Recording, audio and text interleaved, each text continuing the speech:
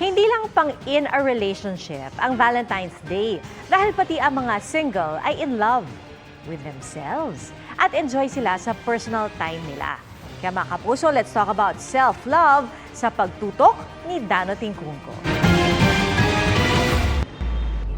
Valentine's Day na sa Miyerkules at base sa survey ng SWS nitong Disyembre, sa 1,200 adults na tinanong, 58% ang masaya sa kanilang love life. 23% ang nagsabing mas magiging masaya pa at 19% naman ang walang love life. Pero sa ilang single, so what? Wala kang iisipin na kung magloloko ba o hindi. Mas may time ka pa po to explore and understand yourself. Ayon sa sociologist na si Dr. Jimwell Naval, malayo na raw ang pinagbago ng kultura ng bansa pagdating sa usapin ng relasyon. Pinipressure kasi tayo ng mga okasyon na ito na gawin na dapat may kasama ka, pag Pasko dahil malamig, pag Valentine's dapat may jowa ka. Pero ito, meron tayong sina-challenge natin ito at minsan nire-reject natin yung general norms itong mga occasion na ito. Mas binibigyang halaga na raw ng marami ang kalayaan para magkaroon ng development ang sarili. May modification kang ginagawa, no? Para ma-release mo, makita mo ang sarili mo sa mirror na ako pala ito. Nakakatulong yan sa'yo dahil mas lumalakas ka at magiging napakamapangahas mo. Nag-aambisyon ka na mas lumawak pa. Kapag single ka, free kang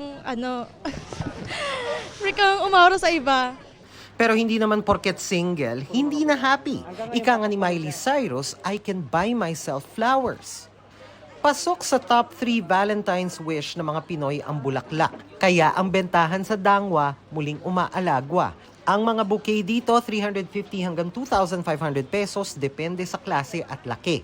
May pakulo rin kung ang gusto mong iparating na mensahe ay everlasting na pagmamahal. Ito, inaabot na itong ilang taon. Huwag lang itong mabasa. Kasi pag nabasa, naglalagas to. Pero kung fresh flowers ang hanap, tumaas na ang presyo nito mula 200 hanggang 1,000 pesos kumpara nung nakaraang linggo. Dahil mahal ang bulaklak, why not i-cash na lang? Pera ang numero unong Valentine's wish ng mga Pinoy, kasunod ang love and companionship. Para sa GMA Integrated News, Dano Tingkungko, nakatutok 24 oras. Mga kapuso, patuloy na tumutok sa mga balita. Mag-subscribe sa GMA Integrated News sa YouTube. Sa mga kapuso abroad, samahan niyo kami sa GMA Pinoy TV at www.gmanews.tv.